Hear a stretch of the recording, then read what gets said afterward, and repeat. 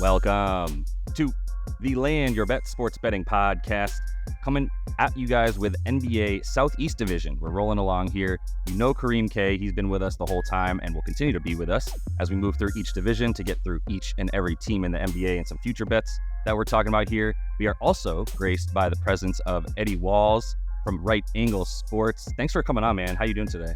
Good, thank you. Yeah, you want? I was gonna ask. Do you want to let everyone know a little bit about? I know you're a major college football bettor over at RAS, but I imagine that you have plenty of NBA plays that you make each season. Yeah, no, I take NBA just as serious as I do college football.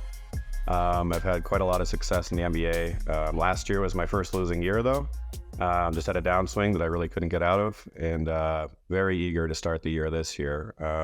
All of my reads last year were really good. Just variance was really unkind to me, which will happen when you're betting at high volume, which I do. I'm a pretty high volume guy. I bet both sides and totals every day the market's available. So yeah, and you dabble in the futures markets as well. I think Kareem was telling me you deal with you probably play a lot of totals. Is that right? Win totals? Yeah, I play RSWs. I play, Kareem's the futures guy. I'm just an RSW guy. So I probably have conservatively around 7 per season. I've always done really well with RSWs just because I do a lot of preseason work and try to get a lot of information on coaches and rosters and, future plans for franchises. So, yeah. And there's the consistency of playing the same type of schedule each year in the NBA, same number of teams, where you're playing, who you're playing. So, we're going to, like I said, get right into that Southeast division here. So without further ado, I'll just jump right into it. And start talking about some of these teams. I think we can probably call this almost guaranteed to be the worst division in the NBA with the amount of teams that are likely to potentially have the worst record from this division. So reading through the teams and their odds to win the Southeast, Miami's at minus 179. These are all across different books, just shopping the best lines. Atlanta plus 220, Orlando plus 1,000, Washington's 150 to 1, and Charlotte is 250 to 1 to win this division. I know there's going to be some discrepancy between some opinions about Washington and Charlotte, who's worse, but we'll get into that after we get to the bottom of this division. So let's start at the top with, I guess you still put Miami there, at least according to expected wins as we have it. Just a few notes about Miami. In comes Thomas Bryant, Josh Richardson, and if you care, Justin Champagny.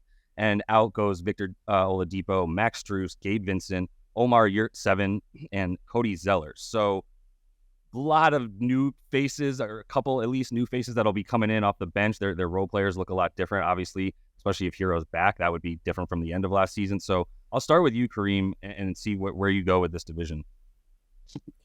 Yeah, just starting with Miami. I mean, this was a team that was expected based on point differential just to win 40 games this year. And they had, relatively good health. Like Bam was available for most of the season last year.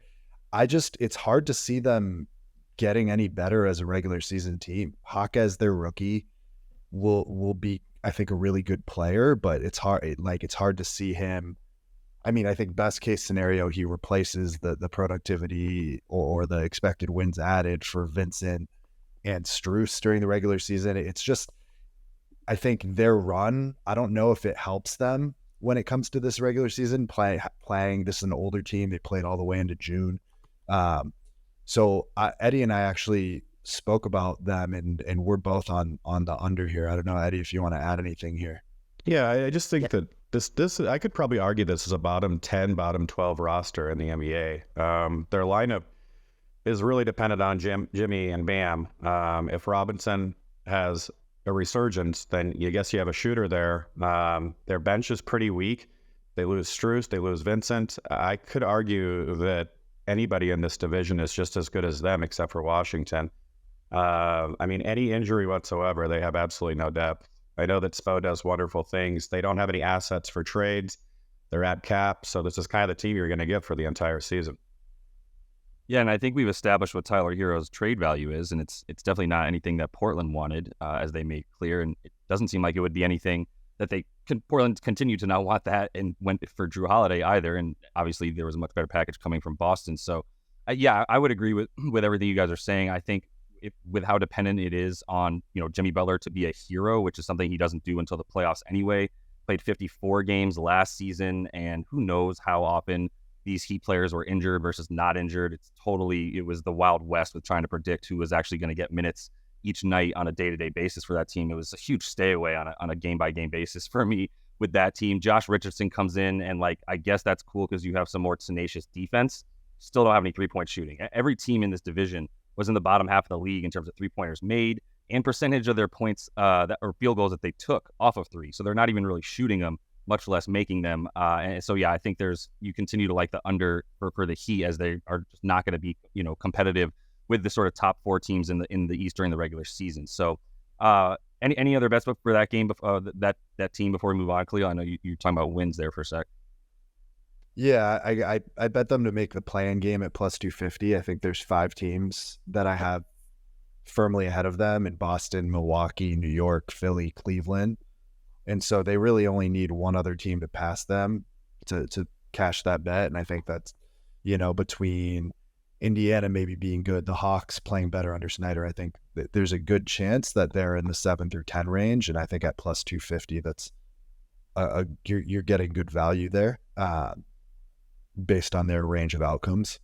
Yeah, and that would probably put their win total in between 37 and 41-ish is usually what makes the play-in in the East over the last 2 seasons. So I would agree with that. Any thoughts on the play-in bet there, Eddie?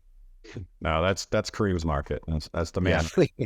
Yeah, I don't even know what that market looks like mostly. So unless he tells me something, I'm completely blind to it.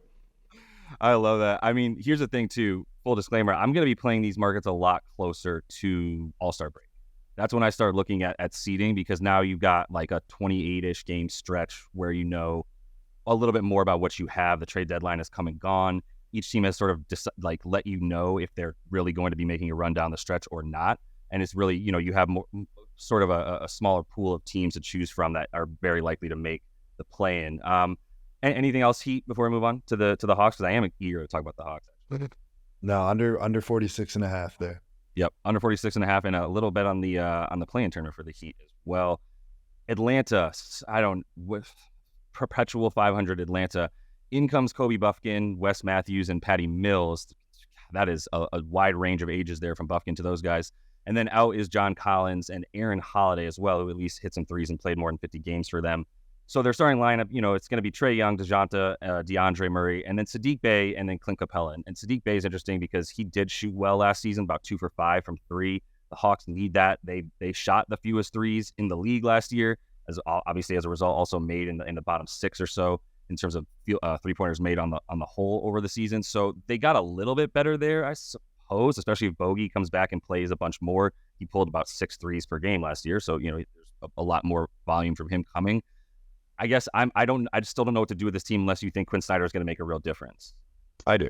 I think Quinn Snyder makes a hell of a difference. And not only that, I think that they probably move on from Capella because he's a good trade asset at this point.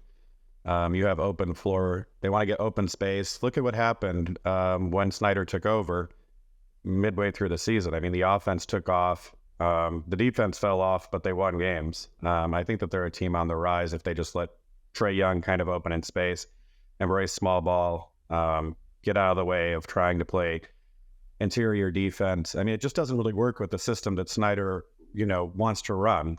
He was always held back by Gobert in Salt Lake City. So now you're going to go ahead and have a team with Trae Young, DeJounte Murray, Bogey, and a bunch of shooters. I think Bay's still there too, right? I mean, they got him still there. I mean, it's a roster that's made to score. They're going to play small ball. They're going to go fast. I mean, my only big concern is if they hang on to Capella and the other big, I can't remember his name, Agawanda, I think his name. Kongu. Kongu, yeah. If they hang on to those two, I think that they kind of have problems with the spacing and the system that they want to run. I don't know if there's a good trade value out there for Capella. If he ends up on the team for the entire season and they don't get any kind of shooters for him, it could be problematic, especially with injuries. But overall, I think they're definitely a team on the rise. I like their roster better than Miami's, honestly. So Kareem is smiling, and I think I know why. And I'll let him talk about this in a second because you were talking about Capella. Since you do so much work with coaches, though, Eddie, in looking into that kind of stuff, what is Quinn? I know Quinn Snyder was somewhat forced to run a ton of pick and rolls in Utah because otherwise Rudy was just in the way and there was nowhere else to put him on offense, right? But do you think that's still something he wants to run, or you actually think he wants to spread it a bit more, play small ball, in which case he would now just have an asset in Capella as opposed to someone that could help his team?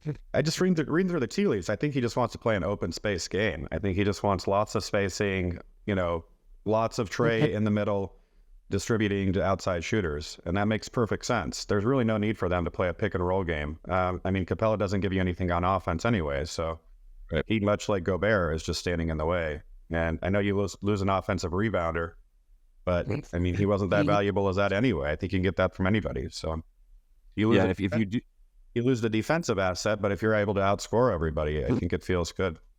Yeah, they're not good on defense anyway, to be honest, so it doesn't really matter. Right. Kareem, I think you had something for Capella though, which is why you might be. There was a bet. Yeah. There was a bet early on at FanDuel that was him to record 11 rebounds per game at plus 400. 11 rebounds per game has kind of been his average, on the low end of his average his whole career. So I don't know why that number was there, but it's gone now. Gotcha. I think I agree with Eddie a lot, but I honestly don't know if it's. Utah with Snyder was top of the league in scoring, even with Gobert, and I think having that lob threat is good for Trae. I do think Okongwu maybe fits that role better with what they're trying to do, and he's a little more of a prolific scorer. I just don't. I think targeting overs with that team, as far as single game totals, make sense. I just, I can't get to a much higher number with them than 42. So around 500. So yeah, I left this alone. There's another bet on FanDuel for Trae Young to average 25 and 10 in the play-in tournament under their play-in specials. And again, those are his averages, but that's priced at plus 250. And I think they're taking weirdly a decently sized bet on a clean account for that. And so that's something I played for this team. But other than that, I think I'm going to kind of wait and see what they do with Capella as far as attacking them as a buy or sell team. Well, it seems like there's a bet on them to win the division somewhere in here with how much you guys like them and don't like Miami. No? Yeah, I think so. I really don't know what Miami's going to, I don't know what they're going to be, but I think the upside, what's the price on them to win the division? The best price? The best one that I have was plus 220. I don't think it's plus 220, is it? I think that can't be. Yeah, right. That's what hold on, let me look again where I found it. Yeah, if it's plus 220, that's a slam dunk, but I have a hard time believing you're going to be able to get down more than $100 or something on that. Is that not what it is on FanDuel? Maybe my prop finder tool here is slow to pick it back up. But I'll pull up FanDuel specifically. BetMGM is offering it for plus 220 if anyone wants that action. Yeah, if it's really plus 220 and you can find that number and you're trying to build it is plus 220. Yeah. Yeah. Thank you, prop finder tool. I don't see. Yeah, that feels like a good bet. There's no reason Miami should be minus 195 and Atlanta I just in this division, realistically, it takes 44 wins to win the division for sure, and that's in their range outcomes. Oh, this is gross. It's such a gross division, but still somehow so alluring to talk about. It's like a train wreck you can't turn away from. So at plus 220, that seems like the obvious bet after everything that I've just heard from both of you guys, especially. Yeah, I would agree. I think, let's talk about Orlando, because I actually, if you're ready for that is the next step in this equation, which is okay. Well, we like the value on Atlanta versus Miami to win the division if you look at it head to head. But what about that sneaky third team that comes in and actually dilutes those odds a little bit? So what do you do with Orlando? I guess I'll intro them a little bit better than that by saying. First of all, I love this team so much. They were my favorite team last year to bet on as home underdogs. We'll see if that persists this season because they were consistently plus 6.5 point underdogs at home when they shouldn't have been. So if Markelle Fultz stays healthy, he's in there. Gary Harris, Franz, Paolo, and then we know Wendell Carter Jr. We've got some Mo Wagner in there. We probably have Anthony Black coming off the bench, or do you think he starts because you're shaking your head, Kareem? No, I'm just kind of listening. Okay, cool. Yeah. So Anthony Black we have in there. Jett Howard. A lot of people were questioning that pick. Joe Ingles is in there. And just because I love saying his name, Goga Batadze as well on the Magic. So I think as far as a lot of players that are NBA capable, they have a lot of them. There's that on this roster. Obviously, Cole Anthony coming off the bench and whatever you want to do with Jalen Suggs, but they have like they'll have a solid 4 or 5 dudes coming off the bench at any given night, a really good 8 to 9 man rotation. I will say last year they had the 4th worst offensive rating in the league. They were also bottom 10 like everybody else in this division in 3-point shooting. At the transactions this season, not too much except for Joe Ingles, and they lost Bol and Michael Carter-Williams, whatever you want to do with that. So it's relatively the same roster. There's going to be a lot of people calling for Franz Wagner All-Star that they all live in Orlando, probably. So we'll see what happens with that. But what do you think of this team, Eddie? Before I get to Kareem, bet Kareem might be making here. I mean, there's good upside. They have a really good coach. They play extremely hard for them. My biggest problem with Orlando for the last couple of years now is they just don't have the perimeter shooting. They have a lot of guys that can play. Paolo is exceptional. He was so impressive last year. He deserved all the accolades that he did, but he doesn't have that 3-point shot. Fultz doesn't have any 3-point shot. I know that they drafted a guy that can have a 3-point shot. I know that they still they got Ingles who can shoot, but doesn't give anything on defense. It feels like kind of a addition by subtraction. I don't know how you play him at this age for serious minutes. I just worry about their scoring, just in general. I know that they can get up and down the court well because they're pretty youthful. They were a pretty big under team for me last year. It didn't always pan out, but I really felt that if they just added, a couple of really good 3 guys, that they could really have some high upside. And I was surprised they didn't do so. I don't know enough about their rookies, but I can't project them much higher than where they were last year. How many wins did they have last year? Right around 36 or so, 32? I think 34, yeah. Or yeah, so right in between there. And their projected win total for this year is a little bit right around there again. I believe 36.5. Yeah. So, are you playing their regular season win total there? I have nothing there now. Okay. And Kareem, do you have any bets on this team? / do you think that they could, sneakily contend for this division? Yeah, I think they haven't solved their shooting issues, right? But we talked about this division. If you're in the low 40s, you're in the mix, right? And I just think what they do have is 2 in my opinion, future all-stars in Banchero and Wagner, who was great. They were, Banchero had his moments this summer in the World Cup, and Wagner certainly did as Germany won gold with him as one of the centerpieces. I just think like they were around mid 30s last year, and the path to them getting better is just their internal improvement and like their development. These guys are in like their early 20s. I think Banchero was a teenager last year. Like you would expect a pretty big jump from them, just by virtue of them gaining experience. And I think those are the types of players that win in today's NBA when you think about long, rangy wings who can score at different levels. And I just think you're getting 10-1 on them to win the division in some places. And I just think that, let's say, Atlanta can't defend.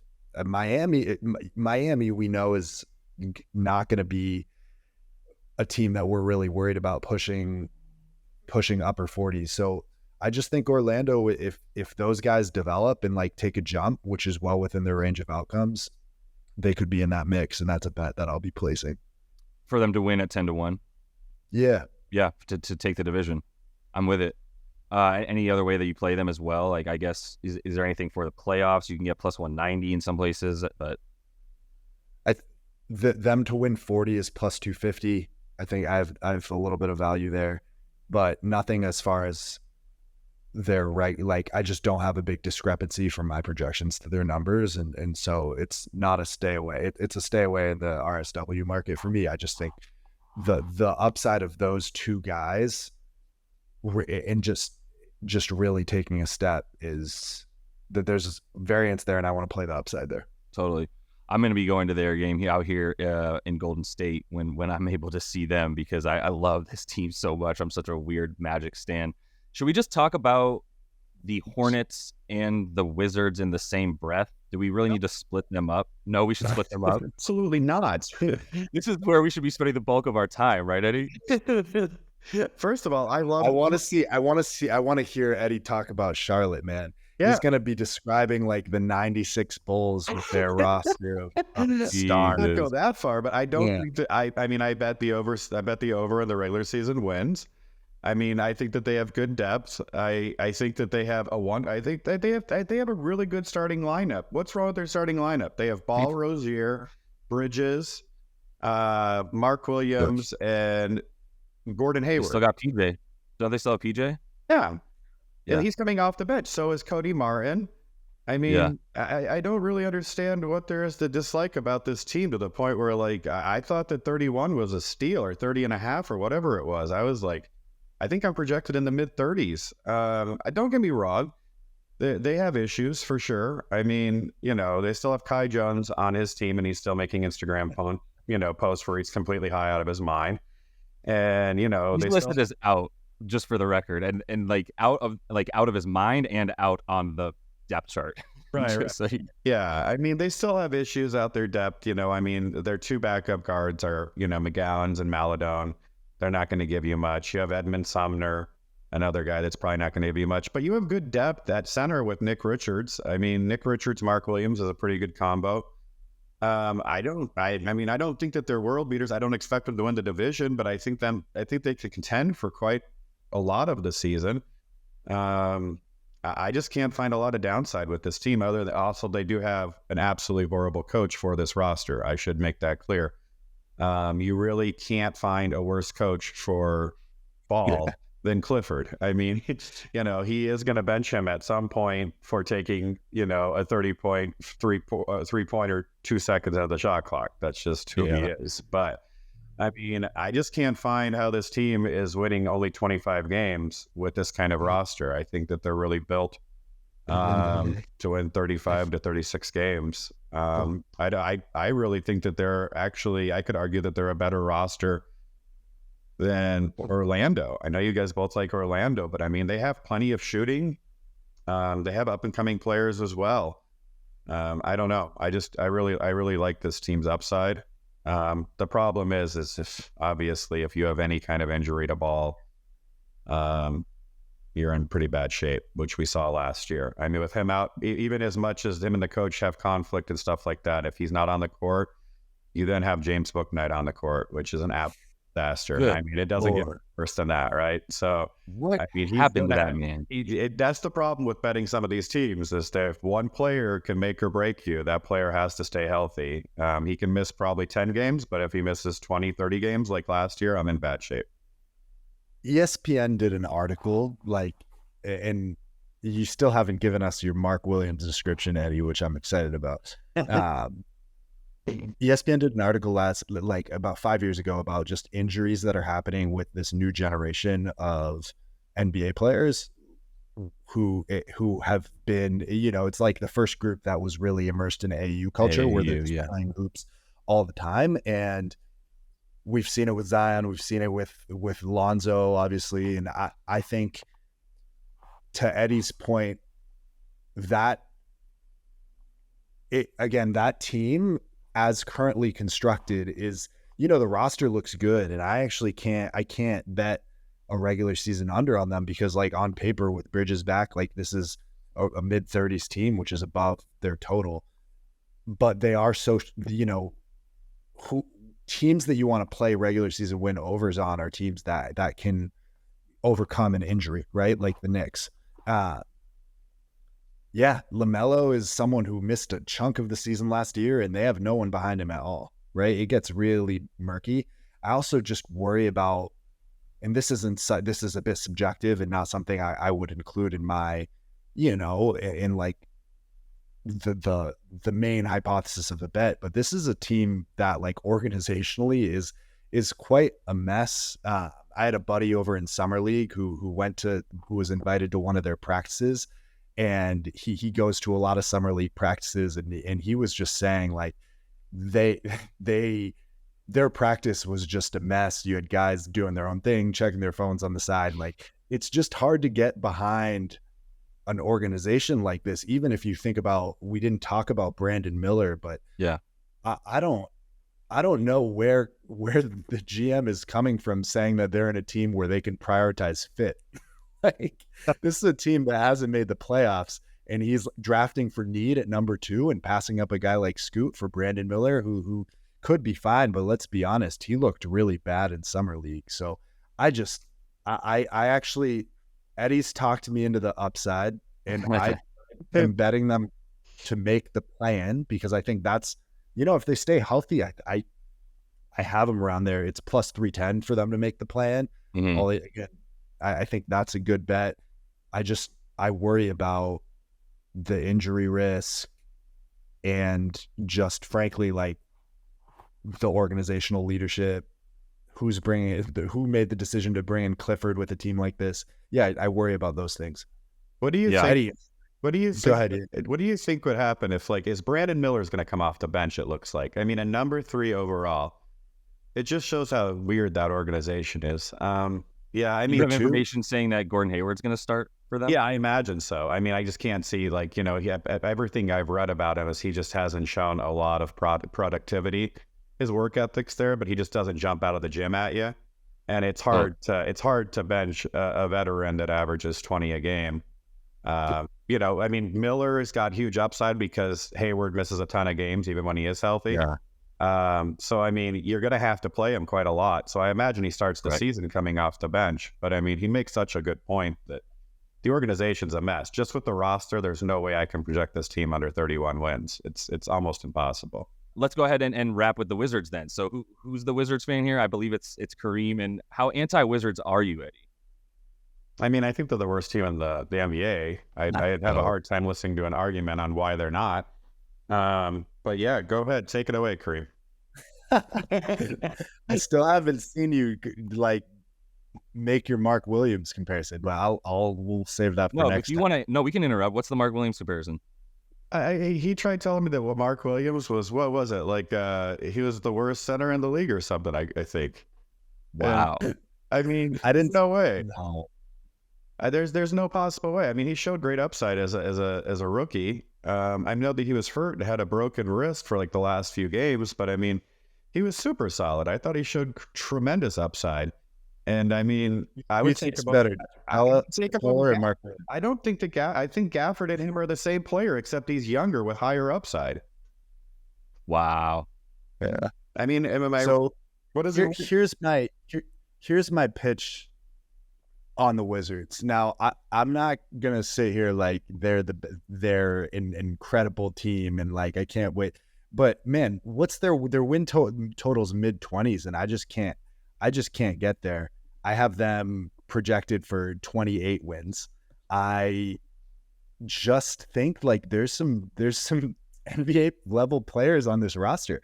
Like we right now are falling. I think we're falling for like the last version of Jordan Poole that we saw, right? Like the version of Jordan Poole got run off the court in the playoffs, who was bad, but dude, like he got punched in the face by Draymond Green. Like, it's hard to, like, could you imagine performing at your work if your leader just punched you in the face because you thought you were good? Because your senior director punched you in the face in a board meeting?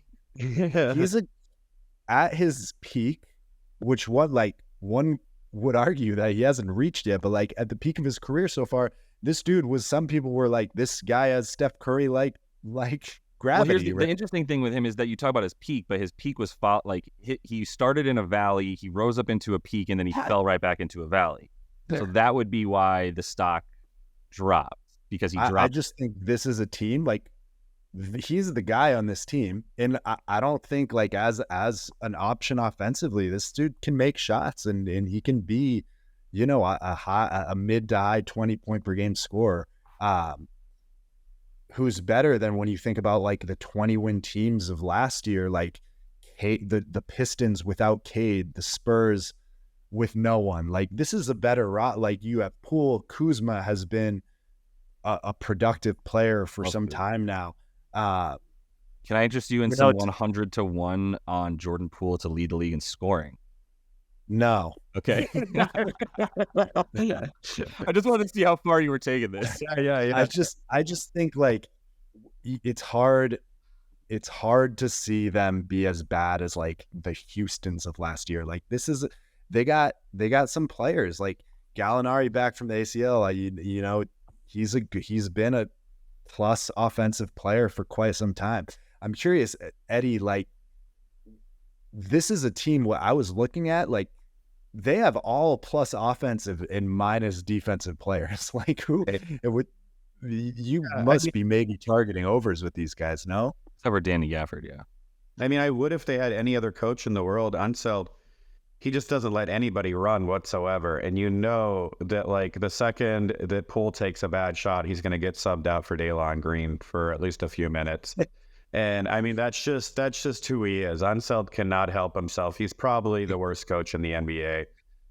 He's built for 1987 basketball. I mean, if an assistant that I didn't know was coaching this team, I would be like, just take overs blindly. But you can't do that with this guy. Like this dude is literally, I mean, I remember last year they had a game that they won. I can't remember. It was like 125, 122 against somebody. It was pretty early in the season. And he was like, in the post-game conference, he was just very upset about the way that they got out of control and they were not spacing properly and their defensive sets. And he's still calling defensive sets in a game that's 125, 122. It's like, dude, like just let him play and win. Like, what are you doing? You know, I mean, like, I really think that we might see a better version of Bradley Beal almost anywhere in the NBA because he was held back by a coach that was constantly preaching defense to him and didn't really care if they won or lost as long as they played his style and his system. So let's just can't get the rock. Yeah, but just look at this like analytically, right? I mean, how many games do you think Porzingis and Beal in their form of last year? How many wins are those guys worth? Oh yeah, no, I mean a lot. But can you get to where you're going with this? I understand what you're saying, but at the end of the day, your starting lineup is absolutely the worst in the NBA. You can't convince me differently. There's who in the NBA do you look at the starting lineup and go like, oh yeah, that team is definitely worse than the Wiz? Like there's just not. And I just feel like this team at some point is going to tank if they are not having any kind of success. And your roster in the NBA is only going to allow you to go so far.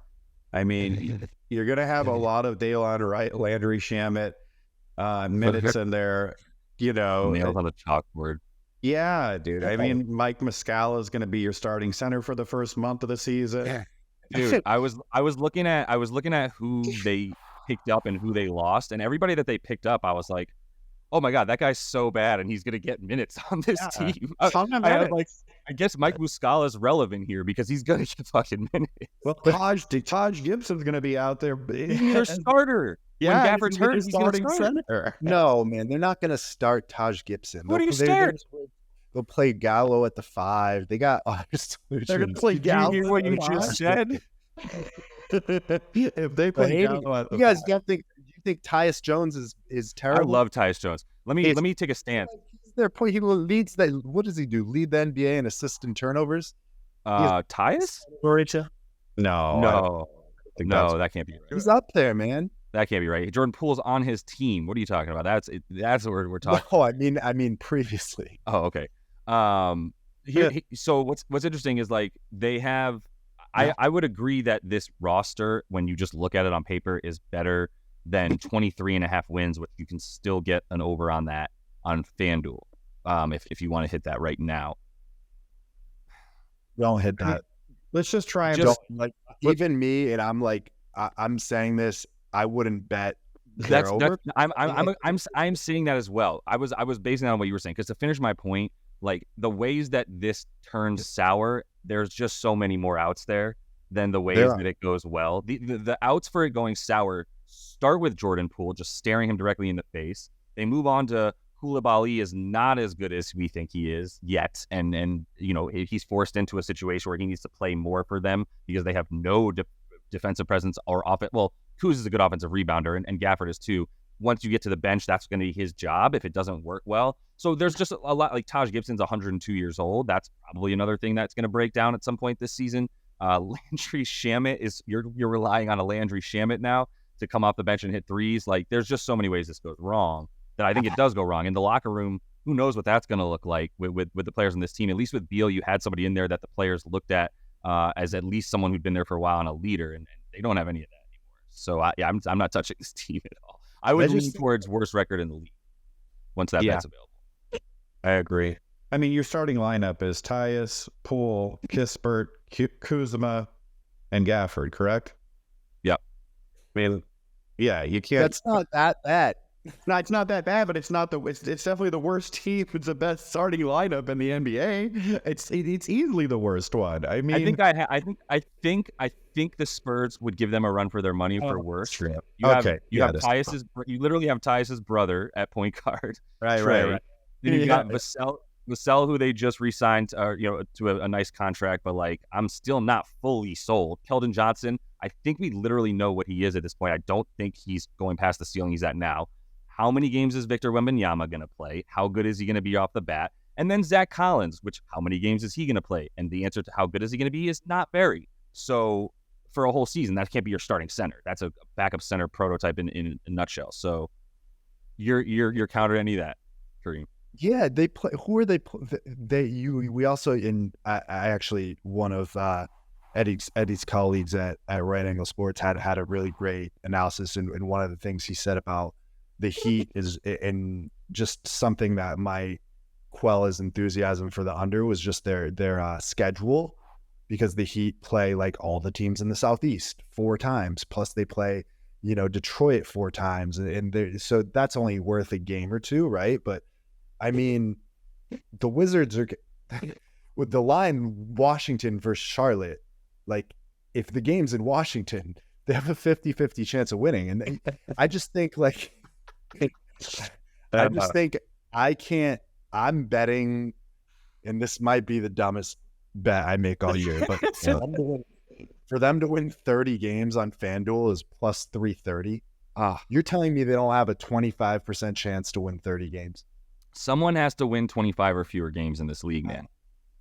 Yeah, and they will probably be one of them, but I just think 30 is such a low bar, and that is actually one of the interesting things. And I'll keep coming back to it, is like, to win 25 games, like the teams who won less than that last year were literally teams who just weren't playing any NBA players, right? Like Portland, after Dame was gone, they were starting like Brandon Johnson and some dudes you've never heard of. The Spurs were in the same boat. Zach Collins and Keita Bates-Diop were their top scoring options. Washington right now, and I understand they could just be like, fuck it, they're good, man. And Jordan Poole has at his peak has the ability to be a top scoring option on a team in the league. I'm not saying he's a winning player, but I think he could easily be a neutral player. And I think it's within their, it's within one standard deviation of their outcomes that they win 30 games. So I think that you have a correlated bet and you don't realize it. So if you think that they can win 30 games, why wouldn't you bet Jordan Poole most improved player? That's like a little, I think, right, Poole, to be most improved player, you generally have to be on a playoff team. Same, okay. And this is, I'll tell you, this isn't a playoff team. I know nothing about these markets. I just try to act smart. It's going well. It's going well. You think you need to be on that's historically the trend? Yeah. To win any of these awards, you have to be on a winning team for the most part, unless it's rookie of the year. Of a rookie, yeah. So, anyways, all right, it'll be interesting. I do think there's a world that Charlotte finishes worse than Washington. Yeah, there is. I think there's like 3, maybe 4 legitimate teams. I think the best bets for worst record are one of those two, and the Spurs is where I'm at. I still think the Spurs are going to be tanking, essentially. And even if they're not, I think, like I said, Devin Vassell and Keldon Johnson aren't going to be any kind of cornerstones of a legitimate basketball team, like playoff team, in my opinion, Gentlemen, this was fun. I'm going to get you guys back on so we can talk about this like a quarter way in and see how the Wiz and the Hornets are doing. We'll put up our Hornets Wizards meter and see how fast they move up in wins, because I kind of want to see that comparatively. But Eddie, appreciate you coming on to join us, man. We're going to be moving on to, I think we'll probably start at the Pacific in the West and get that done as we get closer to the season here. But we'll discuss and get back to you as we roll along with these divisions. So appreciate everybody listening, tuning in, watching, and all that. Like and subscribe if you would, rate the podcast and all that. And until I talk to you next, happy betting. Thanks, guys. Have a good one.